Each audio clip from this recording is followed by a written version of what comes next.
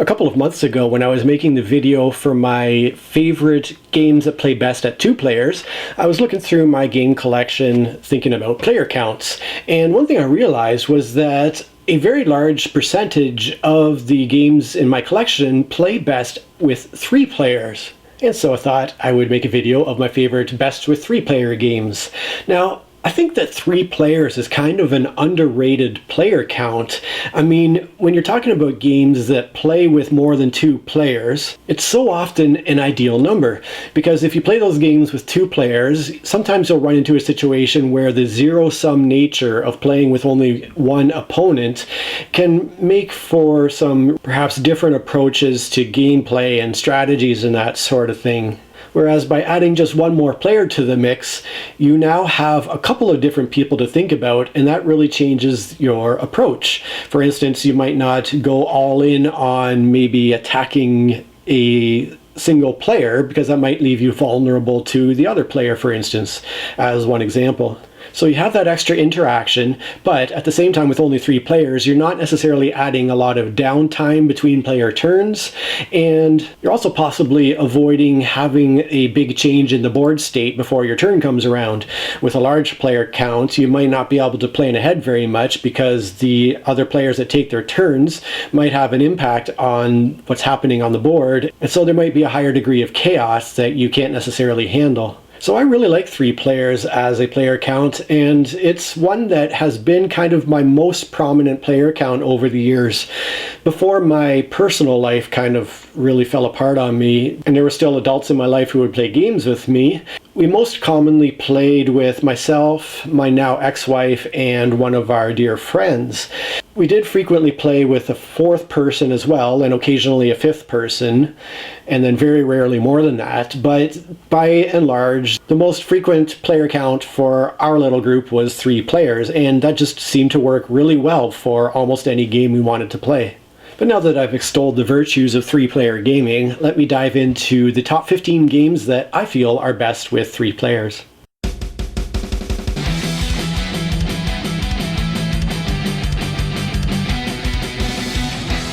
If Scrabble and Dominion had a baby, the result of that union would be my number 15 game. Now, you could really put 2 games into that category. One would be the precursor to this game, which was Paperback, but the game that I'm going to mention here is Hardback. It is a deck building game where players are collecting letters, cards, and using those letters to spell words and thus gain points. This also works very well as a 2-player game, but there is an element where players can sort of help each other out a little bit in the game and be rewarded for helping a player come up with a word. So that little bit of extra interaction is kind of nice. If you go beyond 3 players, the downtime gets to be a bit much. As with Scrabble, I tend to have a lot of analysis paralysis as I'm looking at my letters, trying to maximize the best word I can get out of them. So that's why I have Hardback at number 15. My number 14 game is a cooperative firefighting game called Flashpoint Fire Rescue. Now, a lot of cooperative games work really well with 3 players because you get to interact and plot and plan on how to beat the game together, but you don't end up with too many cooks in the kitchen, so to speak, with a lot of people trying to perhaps compete with each other to get their ideas through. We actually have liked playing this game with 3 firefighters, but controlled by 2 players, because one role that we find is helpful to have most of the time is the deck gun operator, who just basically drives a fire truck around and sprays water into one quadrant of the building. And that role is important, but it doesn't involve a lot of very interesting decision making. So what we've tended to do is have the 2 players each control their own firefighter, and then that 3rd deck gun operator be sort of a neutral player who we just kind of control together. In any case, we have found that Flashpoint works very well as a 3-player game. Number 13 is for the book lovers out there, of which I am certainly one. It's also for the fantasy fans out there, and it's a game called Xlibris, where players are trying to build the best library that they possibly can. As a worker placement game, it's nice to have a few players kind of competing for the available space, but It's a game that takes up a lot of real estate during gameplay, so with the full 4 players, you need quite a large table for everybody to be able to spread out their libraries. 3 players is still a bit of a table hog, but it's not quite as bad. Xlibris is a game that I keep partly for the whimsical theme, this fantasy library thing, and I also keep it partly for the excellent production value, the fact that they have all these kind of cute little minis. Well, not necessarily plastic minis, but wood figures representing various people in the game, as well as stacks and stacks of books with hilarious titles. And added to that is the fact that it's a fun game and it has a good solo mode that I actually tried out not too long ago. So that's why Xlibris is my number 13. At number 12 is a little wee game called Armadora, which is kind of a game where players have to fence in areas of the board and try to collect the most gold by kind of having area majority in each of these areas that players are creating with the fences. It's one of those games where at the full 4-player count, there's too much happening before it comes around to your turn. A lot of territories being fenced in and things happening on the board, and it gives players a little bit less control over what's going on in the game. So Armadora, the sweet spot is definitely 3 players with this one. It also happens to be a nice little portable game that can be taken to cafes or pubs to play together. With number 11, we're going back to another cooperative game. This one takes place during the Second World War, and it is a game called V-Commandos. Now, truthfully, I've only dabbled with this one as a solo experience, but when I play the game, I do see how it could work well with a couple of other people playing alongside, and all 3 players working together to sabotage various German installations. It's a game about sneaking and stealth, which is a very unique kind of mechanism that really isn't used in a lot of games because it's pretty tricky to pull off, but V-Commandos seems to do a really good job with it. So another co-op game at number 11. And that's the first 5 games. I'll clear these off and jump into the next 5.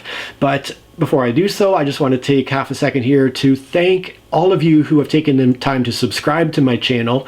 I'm getting close to 500 subscribers, so I'm pretty excited about hitting that milestone, and just want to thank everybody who's taken the time to subscribe.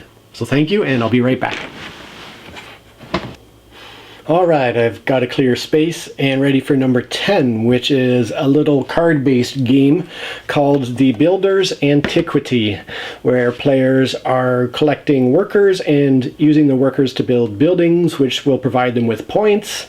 It is, I guess, a very basic engine building game with cards. It's pretty simple, but it's also a pretty satisfying little game that has just enough sort of interaction and competition where it definitely shines at 3 players. Like Armadora before it, this is another one that is easy to take to a pub and cafe, as is my number 9 game, which is a very cute yet highly cutthroat game called Hey, That's My Fish. This is very much an abstract strategy style of game. It's one that I've enjoyed for years and years now, and it's just a very quick playing yet cutthroat and competitive style of game. With 2 players, you control 4 penguins each. It's pretty decent. With 4 players, it runs into that issue again where a lot happens before it comes around to your turn. The board slowly disappears as gameplay progresses, as players move their penguins around and pick up tiles off of the board. So with 3, you really get that ideal amount of competition with control over what's happening on the board. So that's why Hey, That's My Fish is at number 9. My number 8 game is a game that I have sold since originally making this little list here, and it's a game called Deus. Such a brilliant game in terms of how cards are utilized. There's kind of a little bit of a almost deck building aspect to it, but it's all controlling what's happening on the board as you grow your civilization on the board. And it's kind of an unforgiving game. It can be really hard to get your economy, get your engine running, and you can find yourself spinning your wheels if you're not very familiar with the game. But with experienced players, it really works well as a 3-player game. As a very light civ building experience, I really think it is great at number 8. My number 7 is a game where players bet on the results of a race, specifically a camel race, and it's a game called Camel Up. I have the second edition here, which adds the fun backwards racing camel that increases the amount of chaos and thus the amount of fun. With this one, I could see it argued that 4 would be the best number of players. I think 3 or 4 is definitely the sweet spot. Again, because you're betting on the race, you don't want to have only 2 players. But again, once you get up to 5 players, the higher player counts, you don't get to do a lot of betting. You don't get to have a lot of interaction with the game. A lot of the game just sort of happens outside of your control, the more players that are involved with it. So that's why I prefer to play with 3 or possibly 4 as the best number. My number 6 game is going back to another cooperative game. This one allows players to repel, I guess, colonizers of your islands, and it's a game called Spirit Island. It's a fairly complex and involved game where, in order to really maximize how well you do with your particular spirit, you have to have a pretty good feel for how the game works and even perhaps for how that particular spirit plays.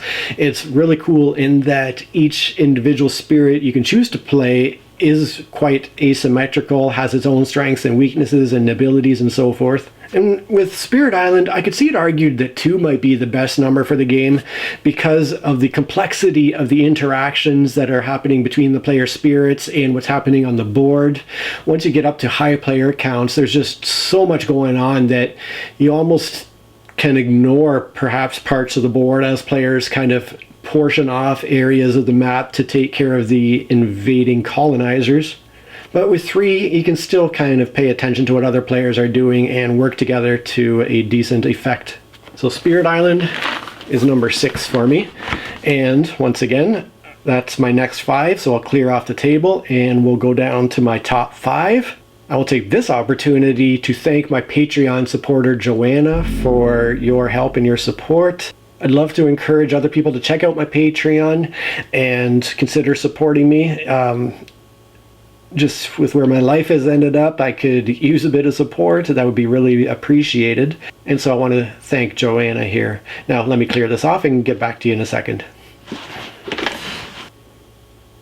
Okay, I'm ready for number 5 now, which is the definitive pirate board game.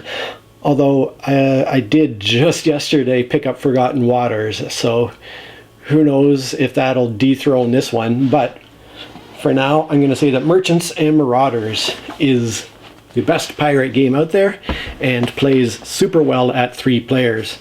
It plays very well as a 2-player game as well. With the full 4 players, you really get into a lot of downtime. It's a game where turns can take quite a long time. So with 4, you could be waiting quite a while for all the other players to cycle through their turns and get back to you. It's a rich, complex pirate simulation where you could actually even ignore piracy and just be a good old friendly merchant. But at some point, you're probably going to want to make that switch from merchant to pirate, and knowing when to make that switch is kind of part of the overall strategy of the game. With the long turns, of course, also comes a long playtime, but it tends to fly by as you are out doing your piratey things. So, number 5, Merchants and Marauders. At number 4 is a game that I really fell in love with a few years back when it came out. It's a tile-laying Carcassonne-like game called Isle of Skye. It's kind of like if you took Carcassonne and added a really interesting economy to it, where you have to sort of purchase and pay for tiles that get played into your own individual little Scottish clan area. My very first play of this game, we made the mistake of playing with the full 5 players, all of whom were new to the game. And the problem with that is when players put out their 2 tiles that they are hoping other players might buy, or maybe hoping they won't buy so they can keep them for themselves. But in any case, every single player around the table is going to have 2 tiles available to purchase. So it just becomes information overload when it comes to your turn and you're trying to decide which tile to maybe purchase. There's just so much out there, and especially when you're new to the game, it can be a bit overwhelming to try to sort through. So 3 players just gives you enough choice amongst the available tiles that are out there. And with experienced players, it's just so snappy and quick. You can get through a game pretty quickly. And when you combine that really fun tile laying gameplay with the fact that the way the game scores is going to be different pretty much for every single game you play, it just makes for a lot of variability and replayability. And so that's why it's so high on my list here. I could see it argued that 4 would be the ideal number for the game, especially with experienced players who know what they're doing. But 3 is definitely at least one of the sweet spots for the game. So that's my number 4, Isle of Skye. Moving on now to number 3, we're getting into a category of games that are one versus all, where you have one player who's playing a role, often doing hidden movement, against a group of other players. My favorite of that particular genre is a game called Spectre Ops. One player has to secretly move around the board, activating various parts of it, while the other players are trying to locate that player and basically kill them off. There are a couple of other really excellent games in this genre that incorporate one hidden movement player against 4 other characters that are trying to locate them. For instance, Fury of Dracula is on the very long and complex end of that scale. There's Hunt for the Ring, which is also a fairly complex game. And with games like this, I find that it's most fun to either play with a full complement of 5 players, each player controlling one character in the game, and in that instance, you're basically committing to a longer game as you're inviting a lot more discussion amongst the team of players who are trying to find and defeat the hidden player. So you are going to run into much longer gameplays, but the experience of cooperating with all those people is very fun. On the other hand, with 3 players, you have the one player who is the hidden player, and then you have 2 players who are basically sharing, in the case of Fury of Dracula and Hunt for the Ring, 2 characters each, so they can be divided up evenly amongst the 2 players, and you can still have that interaction, that discussion, which I think is vital for enjoying games like these, especially as the hidden player. It's pretty nerve-wracking to listen to those other players discuss where you could possibly be and how they could probably entrap you. With Spectre Ops, it's not quite the same. You can play with only one character each, even if you are doing a 3-player game, and that's why I really think it shines as a 3-player game in particular. So I just love Spectre Ops, and it's my number 3 game. My number 2 game I don't have here because it's a legacy game, so it has been completed and then recycled. And that is Pandemic Legacy Season 1. Although I've heard rave reviews of Pandemic Legacy Season 0, I haven't actually gotten to play that game myself. But Pandemic in general is one of those games that I think really has a sweet spot of 3 players. Although it plays very well with 2 players, it also plays very well with 4 players. But having more or fewer players does affect the difficulty level of the game. I think Pandemic in general tends to be easiest with a lower player count, obviously most difficult with a higher player count. So having the 3 is a very nice balance in terms of the difficulty level of that cooperative experience. I'm just realizing how many cooperative games are on this list because my number 1 game of all time is also a cooperative game. It's a dungeon crawler. It is, of course, Gloomhaven. I didn't take my Gloomhaven box out because if I were to stick it on the table, you wouldn't be able to see me anymore. But Gloomhaven is a game that we have played through the entire campaign with 3 players. So we completed the base game. We played something like 60-something scenarios of it, I believe. And we found 3 players just to be an ideal player count with that game, although I'm sure that people have loved playing it as a 2-player game. Perhaps even as a 4-player game, but with 3 we found it just to be such a perfect number to tackle that particular beast of a game. It's a game where there's a lot going on in terms of the interactions of various characters and abilities and whatnot, and it is made to scale between player counts, but I just liked the interaction that we had with the 3 of us. And not only that, but it's my number 1 game of all time, so I couldn't not put it at number 1 on this list. And that's my top 15 games that I feel are best with 3 players. What other games would you recommend at 3 players? I'd love to hear what some of your particular favorites are. The preceding video has been brought to you free of charge by me, Josh. The only thing I ask in return is that you could do one of the following. Give me a thumb up, push the subscribe button, or share the link to this video with somebody who you think would enjoy it. Cheers.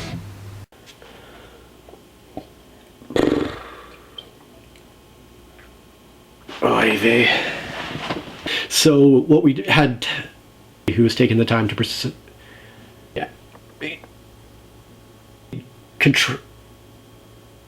if anybody, there are a couple of really excellent, so you are going to wind into how they're trying. Jeez.